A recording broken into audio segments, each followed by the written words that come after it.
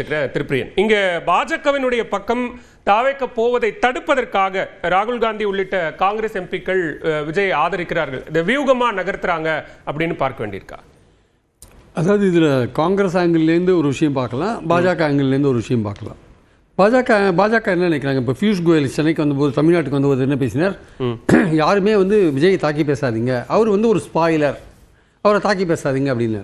அவங்களோட எதிர்பார்ப்பு என்னென்னா, திமுகவுக்கு போகிற ஓட்டுக்களை எடுக்கணும், அதை விஜய்க்கு தள்ளிவிடணும். அது இவங்களுக்கு வராது. திமுக எதிர்ப்பு ஓட்டும் அதிமுகவுக்கும் விஜய்க்கும் ஷேர் ஆகும். பாஜக எதிர்ப்பு ஓட்டு திமுகவுக்கு போகிறத எப்படியாவது விஜய்க்கு தள்ளி விட்டுறணும், அவரை ஒரு பாஜகவுக்கு எதிரியாக காமிக்கணும், சித்தரிக்கணும். அது இப்போ நடக்கிற விஷயங்கள்லாம் பார்க்கும்போது, இப்போ விஜய் ரொம்ப பழி வாங்குறாங்க பாஜக, பார்ப்பா ஜனநாயகன் ஒரு பக்கம் சிபிஐ கூட்டி 8 மணி நேரம் என்கொயரி பண்ணுறாங்க, இப்படிலாம் போட்டு அலக்கழிக்கிறாங்க.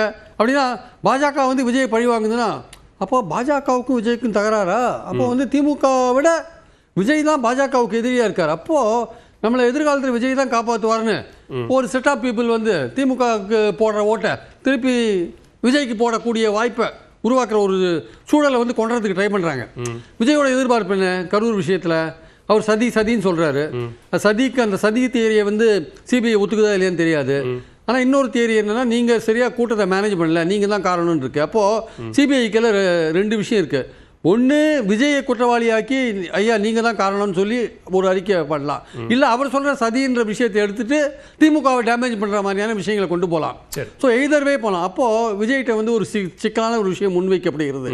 நீ என்ன உங்கள் சதின்னு சொல்கிற உங்கள் விஷயத்தை நாங்கள் ஏற்றுக்கணும்னா நாங்கள் சொல்கிறபடி நீ நடக்கணும் அப்படின்னு. இன்னொன்று இல்லைங்க, இல்லாட்டி நீ நடக்கலைன்னா நீங்கள் தான் காரணம், கூட்டத்தை ஒழுங்காக நீங்கள் மேனேஜ் பண்ணல அப்படின்னு நாங்கள் சார்ஜ் ஷீட்டை ஃபைல் பண்ணிட்டு உங்களை சார்ஜ் ஷீட்டுக்குள்ளே கொண்டுருவோம் அப்படின்னு சொன்னால் விஜய்க்கு என்ன பண்ண முடியும்? அவருக்கு ஆப்ஷன் என்ன? பாஜக சொல்றதை கேட்டு நடக்க வேண்டிய விஷயம். பாஜக என்ன எதிர்பார்ப்பு? பாஜக என்ன எதிர்பார்ப்பு? திமுகவுக்கு போற ஓட்டுக்களை பிரிக்கணும், எங்களுக்கு வர ஓட்டு, எங்களுக்கு பிரிக்கிற ஓட்டை குறைச்சிட்டு அவங்க ஓட்டை பிரிக்கணும், இதன் மூலமாக அதிமுக பாஜக கூட்டணி வெற்றி பெறணும்ன்ற ஒரு பாயிண்ட். இல்ல அதுக்கும் மேல அடுத்த பட்டம் இது கடைசி ஆப்ஷன், இது எங்க கூட்டணிக்கு வந்துடணும், கடைசி ஆப்ஷன் இது எங்க கூட்டணிக்கு வந்துடணும். இந்த 2 ஆங்கிள் அவங்க ஒர்க் பண்றாங்க சார். அதுக்கு ஜனநாயகம் பயன்படுத்துறாங்க, சிபிஐ பயன்படுத்துறாங்க, எல்லாத்தையும் பயன்படுத்துறாங்க. பேசக்கூடிய காங்கிரஸுக்கு இதுல என்ன பலன்? நீங்க சொல்ற மாதிரியான ஒரு வியூகம் இருந்தா காங்கிரஸுக்கு இதுல என்ன பலன்? காங்கிரஸ் என்ன பொறுத்த மட்டும் இன்னைக்கு தேதி வரையும் காங்கிரஸுக்கு திமுக அதிக சீட்டு, அந்த ஆங்கிள் தான் அவங்க போறாங்கன்னு நான் நினைக்கிறேன். வேலுச்சாமி சொல்றதையோ மாணிக் தாக்கூரோ பிரவீன் சக்கரவர்த்தி சொல்றதையோ நான் சீரியஸாக எடுத்துக்கல. அவங்க இதுவரையும் இன்னைக்கு தேதி வரையும் இப்போ நான் கூட்டத்துக்கு இதுக்கு வரதுக்கு முன்னாடி நான் நிறைய பேர்கிட்ட பேசின வரையும் பார்த்தபோது அவங்க காங்கிரஸ் திமுகவோட போகிறதுல தான் இருக்காங்க. கடைசி கட்டத்தில் அவங்களோட தான் சார் போவோம். பட் இப்போ அப்போ ஏன் இந்த கலாட்டெல்லாம் பண்ணுறீங்க அப்படின்னு கேட்டால், சார் ஏதோ எங்களுக்கு சீட் அதிகமாக கேட்குறோம், ஏதோ பவர் ஷேரிங் கேட்குறோம், அது காங்கிரஸ்குள்ள வழக்கமாக பேசுகிற விஷயம் தான். நிறைய பேர் இப்போ சசி தரூர் வழக்கமாக பேசுகிற விஷயங்களுக்கும் இப்போ தேர்தலுக்கு ரொம்ப குறைவான காலம் இருக்கும்போது பேசுறதுக்குமான வித்தியாசம் கண்டிப்பாக இருக்கு. அது அடிமட்டத்தில் களத்தில் இருக்கக்கூடிய தொண்டர்கள் மட்டத்திலான அந்த இணைப்பை கெடுத்துறாதா சார்? நான் ஒரு 6-7 ஒன்றிய செயலாளர் திமுக காரங்கிட்ட பேசினேன். அவங்க ரொம்ப வெறுத்து போய் கிடக்குறாங்க. கடைசியில் நாங்கள் தான் சார் ஓட்டு கேட்கணும், இது மாதிரிலாம் பேசியிருந்தாருன்னு அர்த்தம் கேட்குறாங்க. ஏன்னா திமுக கேடர் அவங்க ஃபீல் பண்றாங்க. இது மாதிரி ஒரு கூட்டணி ஒரு காம்பாக்டா போயிட்டு இருக்கும்போது இந்த மாதிரி பேசுறது ரெண்டாவது திமுகவை பொறுத்த மட்டும் அவங்க என்ன நினைக்கிறாங்க, அவங்க பிளான் பியோட ரெடியா இருக்காங்க, நீங்க அப்படி போனா. ஆனா இவங்களுக்கு காங்கிரஸ் என்னன்னா, இது மாதிரிலாம் பண்ணி ஏதாவது சீட் அதிகமாக கொடுக்க முடியுமா? அவங்க கூட பிளான் பின்னா காங்கிரஸ் போயிட்டா அதுக்கடுத்து பிளான் பி, திமுகவோட பிளான் பி. அவங்க சார் எல்லாத்துக்கும் ஒரு தயாரா இருக்கணும்ல சார். அவங்க ஒரு பிளான் பியில் இருப்பாங்கல்ல, அவங்க அது எந்தெந்த கட்சியை அவங்க மார்க் பண்ணியிருக்காங்களோ அதை கூப்பிட்றதுக்கான வாய்ப்பு இருக்கு. பாயிண்ட் என்னன்னா அது இல்லை, காங்கிரஸை அரவணைத்து கொண்டு போகணும் தான் ஸ்டாலின் நினைக்கிறாருன்னு நான் நினைக்கிறேன். இதுவரையும் அவர்களே வேற வழி இல்லை, நாங்கள் தாவேக்காவோட தான் போகணும்னு போனால் பிடிச்சி வச்சுக்கிறதுக்கு அவங்க ரெடியா இல்லை. ஆனால் அதே சமயம் இதை ஒரு காரணமாக வச்சுட்டு அதிக சீட்டு, பவர் ஷேரிங் போன்ற விஷயங்கள், எங்கள் அப்பாவும் அந்த பவர் ஷேரிங் பண்ணலை, நானும் அரசியல் இருக்கிறதையும் பவர் ஷேரிங் பண்ண மாட்டேன்றது தான் ஸ்டாலினோட ஒரே வார்த்தையாக இருக்கு. திமுக அதிமுக 2 கட்சிகளினுடைய நிலைப்பாடும் அது ரொம்ப அதே மாதிரி தான் இருக்கு. என்னுடைய காலத்தில் நான் இதுக்கு ஒத்துக்கவே மாட்டேன்னு ஸ்டாலின் தெளிவா இருக்காரு. அதனால காங்கிரஸ் தாண்டி காங்கிரஸ் அவங்க தான் டிசைட் பண்ணிக்கணும். சரி, இதை வெறும் கோஷமா போறாங்களா இல்ல சீரியஸா போறாங்களான்றத காங்கிரஸ் தான் டிசைட் பண்ணிக்கணும். சரி, ஓகே, பேசுவோம். திருப்பெருமாள் மணி, இங்க கரூர் உயிர்பலி சம்பவத்துக்கு பிறகா ராகுல் காந்தி விஜய் தொடர்பு கொண்டு தொலைபேசி வாயிலா பேசுறாரு, ஒரு ட்வீட்டும் போடுறாரு. ரொம்ப வருத்தத்துக்குரிய சம்பவம், கட்சி நிர்வாகிகள்லாம் போய் உதவி பண்ணுங்கன்னு சொல்றாரு. இன்னைக்கு ஜனநாயகனுக்கு ஆதரவா அங்க தொடங்குனது, ஜனநாயகனுக்கு ஆதரவா இது கருத்துரிமைக்கு எதிரான குரல். நீங்க தமிழர்களுடைய குரலை அடக்கிட்டு விட்டுட்டு நீங்க தமிழ்நாட்டை வென்றுட முடியும் அப்படின்னு ஒரு கேள்வியை ரொம்ப கடுமையாகவும் எழுப்புறாரு. இது எப்படி புரிஞ்சுக்கணும்? இது ரெண்டுத்துக்கும் தொடர்பு இருக்கா? இல்லை, அதாவது இது இவ்வளவு நாட்களும் ஐயா விஜயோட ஒரு மொமெண்டம் கிரியேட் ஆகிட்டே இருக்குல்ல. ஒவ்வொருத்தருமே ஐயா விஜய்க்கு எங்கெங்கெல்லாம் ஆதரவாக பேச முடியுமோ, ஆதரவாக குரல் கொடுக்க முடியுமோ அந்த இடங்கள்லாம் ஒரு குரல் கொடுக்குறாங்க. இப்போ இவர் என்ன சொல்கிறாருன்னா, இவர் ஒரு தமிழ் அடையாளத்தினுடைய ஒரு முகமாக ஐயா விஜயை நிறுத்துறாரு. ஒரு தமிழ் கல்ச்சர், நீங்கள் தமிழ் கல்ச்சருக்கும் ஜனநாயகனுக்கும் என்ன தொடர்பு அப்படின்னு சொல்லி கூட நண்பர் கேட்டார். நீங்கள் அதை குரல்ங்கிறீங்க, ஆனால் அது ஒரு பார்கெனிங் டூலாக பயன்படுத்துகிற மாதிரி. எக்ஸாக்ட்லி, இதுதான் நான் வரேன். என்னென்னா, இது பார்கெனிங்காக ஏன் பண்ண முடியாதுங்கிறத காங்கிரஸ் முதல்ல புரிஞ்சுக்கணும். என்னென்னா, டிவிகேவை காட்டி திமுக காங்கிரஸ் பார்கெயின் பண்ண போகிறதுல ஒரு சிக்கல் இருக்குது. என்ன சிக்கல்னா, காங்கிரசினுடைய அடிப்படையான வாக்குகள், அவங்களுக்கு இருக்க பெரும்பான்மையான வாக்குகள், மத சிறுபான்மையினர் வாக்குகள் அவங்களுக்கு பெரும்பான்மையான இருக்கு. இப்போ ஐயா விஜய் வருகைக்கு பிறகு ஐயா விஜய்க்கு இப்போ ஒரு சில பாக்கெட்ஸ் நல்லா இருக்கிறதா நம்ம சர்வேல பார்க்குறோம், தெரியுது. இப்போ ஐயா விஜய்க்கு பின்னாடியும் மத சிறுபான்மையினர் வாக்குகள் பெரிய அளவில் திரள்வதை நம்மளால உணர முடியுது. இப்போ காங்கிரஸ் இல்ல சார், டேட்டா, இது என்னோட கருத்து சார். உங்க கருத்து? டேட்டா கிடையாது, என் கருத்து. ஓகே, என்னோட கருத்து. டேட்டா இல்ல, என்னோட கருத்து. இப்போ காங்கிரஸ் தாவேகாவோட போதுன்னு வைங்க, அது பொலிட்டிக்கலி ஒரு ஷ்ரூடான மூதான். ஏன்னா நம்மோட அடிப்படை வாக்குகள் அங்க போது, நம்ம அதோட போயிடலாம். ஆனால் அப்படி போகாம தாவேகாவை காட்டி திமுக பேரம் பேசணும்னு நினைச்சாங்கன்னு வைங்க, நீங்க நெகோசியேஷன் டேபிள்ல உட்காரும் போது திமுக ஒரு விஷயத்த சொல்லும், உங்களோட பேஸ் ஓட்டு மத சிறுபான்மையினர் ஓட்டு, அந்த ஓட்டு இப்ப தாவேகாவை நோக்கி போகுது. அப்ப நாங்க ஏன் உங்களுக்கு 25 சீட்டு கொடுக்கணும்?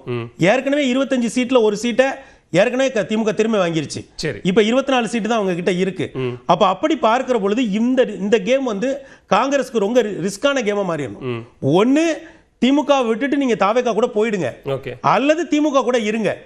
இது இல்லாம தாவேகாவை காட்டி திமுக பேரம் பேசுற ஒரு வாய்ப்பு நமக்கு இருக்குன்னு காங்கிரஸ் நினைக்குமே. ஆனால் திமுக தமிழ்நாட்டில் உண்மையான பெரியண்ணன் யாரு அப்படிங்கறத காங்கிரஸ்க்கு நிச்சயமா ஒரு வாதத்துக்கு எடுத்துக்கிறேன். நீங்க அரித்மெட்டிக்கா சொல்லக்கூடிய இது ஒரு புறம் இருக்கட்டும், மறுபுறம் பாஜக எதிர்ப்பு, எங்களுடைய கொள்கை எதிரி பாஜக அப்படின்னு வெளிப்படையா அறிவிச்ச தாவேகா கரூர் சம்பவத்துக்கு பிறகு பாஜக மீதான விமர்சனத்தை முழுமையா குறைச்சிட்டாங்க.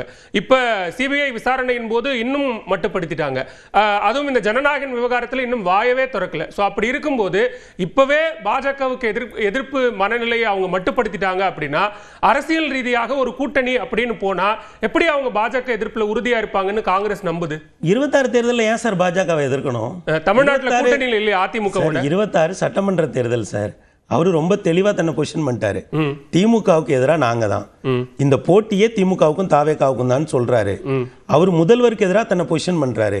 சிஎம் சாருங்கிறாரு, சிஎம் அங்கிள்ங்கிறாரு. அப்புறம் வெவ்வேறு இடங்கள்ல மிக கடுமையா, நான் அந்த கரூர் சம்பவம் முடிஞ்ச பிறகு போட்ட வீடியோலெல்லாம் அவர் நேரடியாக முதல்வருக்கு சவால் விடுகிற டோன்ல தான் பேசுறாரு. அப்போ முதல்வருக்கு எதிராக தன்னை பொசிஷன் பண்றாரு, திமுகவுக்கு எதிராக தாவேகாவை பொசிஷன் பண்றாரு.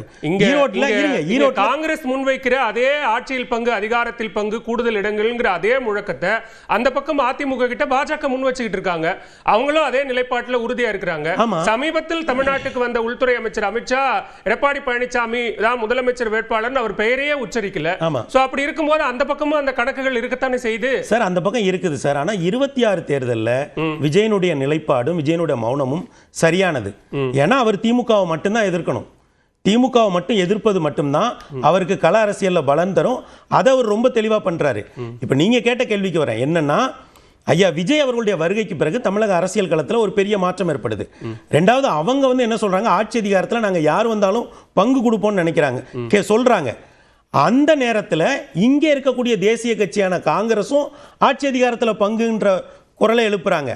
அங்க எதிர்முகாமில் என்டிஏ கூட்டணியில் இருக்கக்கூடிய பாஜகவும் ஆட்சி அதிகாரத்தில் தங்களுக்கு பங்கு வேணும், பங்களுக்கு இடம் இருக்கு, கூட்டணி அரசுங்கிற மாதிரி அவங்களும் பேசுறாங்க சார். ஆனா இந்த இடத்துல நீங்க திமுகவையும் அதிமுகவை குறைச்சி மதிப்பிடாதீங்க. ஏன்னா அவங்க முதல்ல என்ன மெஷர் பண்ணுவாங்கன்னா, ஐயா விஜய் திமுகவுக்கோ அதிமுகவுக்கோ என்ன பாதிப்பை ஏற்படுத்துவார் அப்படிங்கிறதுக்கு முன்னாடி ஏனைய பிராந்திய கட்சிகள் தேசிய கட்சிகளுக்கு என்ன பாதிப்பை ஏற்படுத்துவாரு அப்படிங்கிறத இந்த மண்ணை 50 ஆண்டு காலம் ஆண்ட இருவரும் முன்னேற்ற கழகங்களும் ரொம்ப கிளியரா ஸ்டடி பண்ணி வச்சிருப்பாங்க. அப்ப அவங்களுமே என்ன பண்ணுவாங்கன்னா, ஐயா விஜய் வருகைக்கு பிறகு கூட்டணி கட்சிகள் இருக்குல்ல, அவங்களுக்கு இவங்களும் ஒரு நெருக்கடி கொடுப்பாங்க. ஏன்னா கணக்குகள் எப்படி மாறுதுங்கிறது இவங்க ரெண்டு பேருக்கும் தெரியும்ல. இவங்க தானே இங்க திரும்ப அப்படி பார்க்க போனா தாவேகாவினுடைய வருகை அல்லது விஜயனுடைய அந்த பிரசன்ஸ் அப்படிங்கிறது ஒரு பிம்பம். அந்த பிம்பத்தை மையமா வச்சு பேர பொருளா வச்சு மற்ற கூட்டணி கட்சிகள் அவங்களுக்கான பேரத்தை செஞ்சுக்கிறாங்க அப்படின்னு தான் சார். இப்போ நிச்சயமா வந்து திமுக அதிமுக ரெண்டு பேருமே தங்களுடைய கூட்டணி கட்சிகளுக்கு விஜய் வருகைக்கு பிறகு நிச்சயமா நெருக்கடி கொடுப்பாங்க. ஆனா என்னன்னா அவங்க பெரிய கட்சிங்கிறதுனால இப்ப லூஸ் ஸ்டாக் விடாம இருக்காங்க. நீங்க நெகோசியேஷன் டேபிள்ல போய் உட்காரட்டும், நிச்சயமா இந்த ரெண்டு கட்சிகளும் போன முறை இடங்களை கொடுத்த மாதிரி கொடுக்க மாட்டாங்க. கடுமையான நெருக்கடியை கொடுப்பாங்க, இடங்களை குறைச்சு கொடுக்க தான் பார்ப்பாங்க. ஐயா விஜய் வருகைக்கு பிறகு இந்த ரெண்டு கட்சிகளுமே அதிக இடங்கள்ல போட்டி போடணும்னு தான் நினைப்பாங்க. ரெண்டாவது முரசொலியை ரெகுலரா பார்க்கறவங்களுக்கு தெரியும் திமுக தன்னை கட்டமைப்பு ரீதியா எவ்வளவு வலிமைப்படுத்தி இருக்கு. என் கணிப்பு என்னன்னா, காங்கிரஸ் வெளியே போக விரும்பினா திமுக அதை நிச்சயமா அனுமதிச்சிரும். திமுக 200 தொகுதிகள் பக்கத்துல உதயசூரியன் சொன்னத்தை நிறுத்துறதுல, ஏன்னா 2021 ஐயா ஸ்டாலினும் 2026 ஐயா ஸ்டாலினும் ஒரே நபர் இல்ல. இன்றைக்கு அவர் பல வகைகளில் பலப்பட்டிருக்கிறார். மிகவும் பலமான ஒரு தலைவராக அகில இந்திய அளவில் பார்க்கப்படுகிறவராக இருக்கிறார். திராவிட மாடல் நேற்று வரைக்கும் எங்களுடைய கூட்டணி கொள்கை கூட்டணி உறுதியாகத்தான் இருக்கு, எங்க கூட்டணியில எந்தவித சிக்கலும் இல்ல அப்படின்னு தலைவர்கள் மட்டத்தில் பேசிட்டாங்க. திமுகவோட சைலன்ஸை வந்து நீங்க தப்பா எடுத்துக்காதீங்க. ஏன்னா நீங்க என்னென்ன எழுதுறீங்க, நீங்க அல்ற சில்ற ஐடி விங்னு எழுதுறதெல்லாம் அவங்க கவனிக்காம இருக்க மாட்டாங்க.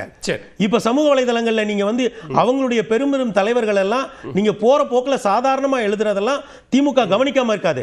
சார் ஒண்ணு மட்டும் புரிஞ்சுக்கங்க, நீங்க தொடக்கத்துல சொன்ன ஒரு ஹைரார்கி ஒன்னு பட்டியல் சொன்னீங்க, அதையும் பாப்பாங்க. சார் செல்வபெருந்தகையா, கிரீஷ் ஓடங்கரா, சார் எல்லாத்தையும் பாப்பாங்க. ஆனா ஒண்ணு பாப்பாங்க சார், ஒண்ணு மட்டும் சொல்லிக்கிறேன் சார், திமுகவோட டிஎன்ஏங்கிறதே ஆன்டி காங்கிரஸ் டிஎன்ஏ.